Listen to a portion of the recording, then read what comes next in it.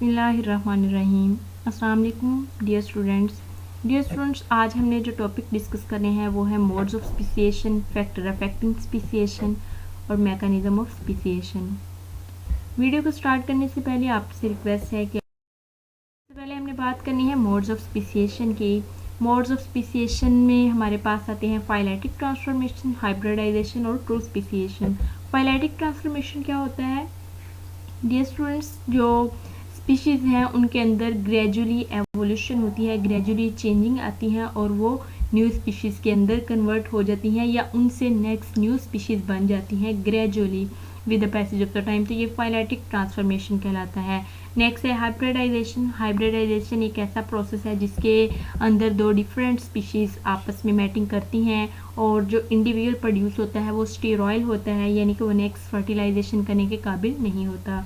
और थर्ड है true speciation. True speciation जो है ये स्पीसिएशन का ऐसा मोड है जिसके अंदर जो एवोल्यूशन होकर न्यू स्पीशीज़ बनती हैं वो बिल्कुल एक्यूरेट होती हैं और उनके अंदर किसी किस्म की भी कोई प्रॉब्लम्स नहीं होती। तो यहाँ पे हमने इसी का मैकेनिज्म स्टडी करना है। तो ट्रू स्पीसिएशन का मैकेनिज्म जब हम स्टडी करते हैं तो इसमें 3 स्टेप्स आते हैं हमारे पास। सबसे पहले है isolation of gene pool of population, divergence of gene pool और reproductive isolation. Isolation of gene pool of population से क्या मुराद है?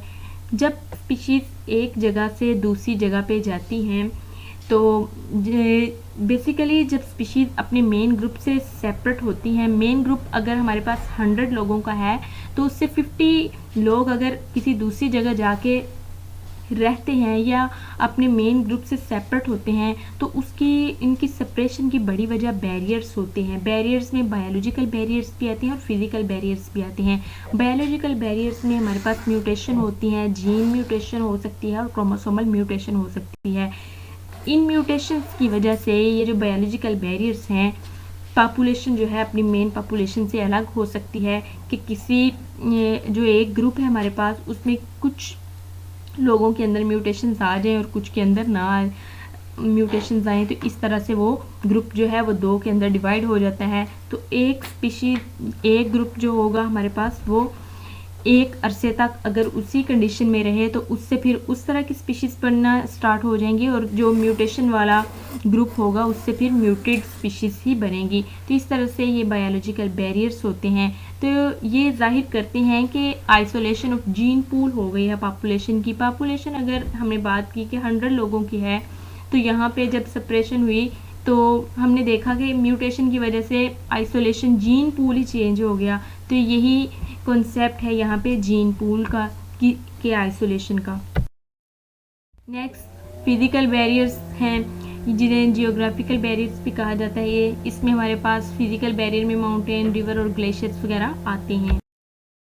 नेक्स्ट स्टेप जो है वो डाइवर्जेंस ऑफ जीन पूल है। जब स्पीशीज़ अपनी मेन पॉपुलेशन को, मेन हैबिटेट को छोड़ के किसी दूसरी जगह पे जाके रहना स्टार्ट कर देती हैं किसी फिजिकल बैरियर की वजह से या फिर बायोलॉजिकल बैरियर्स की वजह से, तो वो न्यू हैबिटेट के अंदर जब जाती हैं तो नेचुरल सिलेक्शन एक्ट करती है, अडेप्टेशंस होती हैं, वेरिएशंस आती हैं।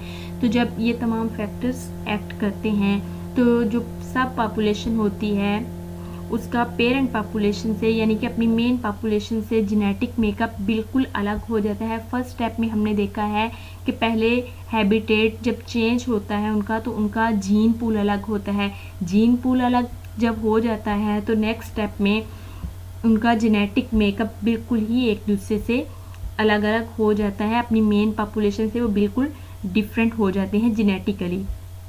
तो थर्ड स्टेप में रिप्रोडक्टिव आइसोलेशन आता है। तो डियर स्टूडेंट्स, जब वो उनका सबसे पहले आइसोलेट हो गया, जीन पूल ही अपनी मेन पॉपुलेशन से अलग हो गया। सेकंड में gene pool divergence of gene pool हो गई, यानी कि जेनेटिक मेकअप अपनी पेरेंट पॉपुलेशन से बिल्कुल अलग हो गया। तो थर्ड में रिप्रोडक्टिव आइसोलेशन हो जाती है, यानी कि वो बिल्कुल न्यू स्पीशीज़ बन जाती हैं जिनके अंदर रिप्रोडक्टिव आइसोलेशन होती है। मेन कि ये अपने रिप्रोडक्शन के लिहाज से भी अपने पेरेंट स्पीशीज़ से बिल्कुल अलग हो जाते हैं, यानी कि अब ये अपनी पेरेंट्स पॉपुलेशन के अंदर जो इंडिविजुअल हैं उनके साथ बिल्कुल भी ये मैटिंग का प्रोसेस नहीं कर सकते। और अगर बिलफर्ज इनके दरमियान में मैटिंग हो भी जाती है तो ये 2 डिफरेंट स्पीशीज़ कहलाएंगी। जैसे कि एग्जांपल, इसकी बेस्ट एग्जांपल हमारे पास है हॉर्स और डोंकी की। हॉर्स और डोंकी अगर आपस में मैटिंग कर लेते हैं तो इनसे जो इंडिविजुअल नेक्स्ट प्रोड्यूस होता है वो म्यूल होता है, जो कि स्टीरॉयल होता है। नेक्स्ट हमें बात करनी है फैक्टर्स अफेक्टिंग स्पीसिएशन। तो इसमें ये फॉलोइंग फैक्टर आते हैं हमारे पास जो स्पीसिएशन के यानी कि न्यू स्पीशीज़ के बढ़ने के अमल को अफेक्ट करते हैं। इसमें नेचुरल सिलेक्शन है। नेचुरल सिलेक्शन, जब स्पीशीज़ अपनी मेन पॉपुलेशन को छोड़ के किसी दूसरी जगह पे जाती हैं तो उनके अंदर अडेप्टेशंस आती हैं। जब अडेप्टेशंस आती हैं तो नेचुरल सिलेक्शन एक्ट करती है और नेचर जो है ये हमेशा बेस्ट फिट को ही सिलेक्ट करती है और बेस्ट फिट ही नेचर में सर्वाइव करते हैं। तो नेक्स्ट हैबिटेट में जहाँ पे वो मूव कर जाते हैं या सब पॉपुलेशन और पेरेंट पॉपुलेशन अलग अलग हो जाती हैं तो नेचुरल सिलेक्शन ही एक्ट करती है, तो वो स्पीशीज़ जो हैं वो उस एरिया में रहने के काबिल होती हैं। नेक्स्ट है जेनेटिक ड्रिफ्ट। ये चेंज इन अलीलिक फ्रीक्वेंसी है। अलीलिक फ्रीक्वेंसी के अंदर चेंजिंग जो होती हैं वो हमारे पास जेनेटिक ड्रिफ्ट कहलाती हैं और ये भी अफेक्ट करती है स्पीसिएशन के प्रोसेस को। नेक्स्ट क्रोमोसोमल म्यूटेशन है। म्यूटेशंस जो हैं वो भी स्पीसिएशन के प्रोसेस को अफेक्ट करती हैं कि अगर म्यूटेशन बैरियर के तौर पे काम कर रहा है तो पेरेंट पॉपुलेशन से नेक्स्ट जो पॉपुलेशन आएगी वो बिल्कुल उससे अलग होगी, यानी कि न्यू स्पीसिएशन के बढ़ने के अमल में इसका भी बहुत अहम रोल है। हाइब्रिडाइजेशन है। हाइब्रिडाइजेशन में हमने पहले भी बात की है कि 2 डिफरेंट स्पीशीज़ मिलती हैं और न्यू स्पीशीज़ बनाती हैं जो कि स्टीरॉयल होती है। रिडक्शन ऑफ जीन फ्लो है। तो जब 2 पॉपुलेशन अलग अलग जगह पे रहने लग जाएं या उनके दरमियान में कोई फिजिकल या केमिकल बैरियर, फिजिकल बैरियर या फिर बायोलॉजिकल बैरियर आ जाए तो दोनों स्पीशीज़ के दरमियान में रिडक्शन ऑफ जीन फ्लो हो जाता है, यानी कि जीन फ्लो हो ही नहीं पाता, कम होता है और आहिस्ता आहिस्ता ख़त्म हो जाता है और वो बिल्कुल न्यू स्पीशीज़ बन जाती हैं। जब जीन फ्लो ही नहीं है काफ़ी अरसे तक 2 पॉपुलेशंस के दरमियान, 2 स्पीशीज़ के दरमियान या 2 इंडिविजुअल्स के दरमियान, तो वो आहिस्ता आहिस्ता अपने अपने माहौल के मुताबिक अडेप्ट कर जाती हैं और बिल्कुल अलग अलग न्यू स्पीशीज़ बन जाती हैं। तो ये तो सारा प्रोसेस एवोल्यूशन का कि किस तरह से एवोल्यूशन हो रही है और न्यू स्पीशीज़ बन रही हैं, फैक्टर किस तरह से इफेक्ट कर रहे हैं। होप सो आपको लेक्चर समझ आया होगा। काइंडली आप चैनल को लाइक, शेयर एंड सब्सक्राइब करें and stay connected for more videos. Thank you so much. अल्लाह हाफिज़।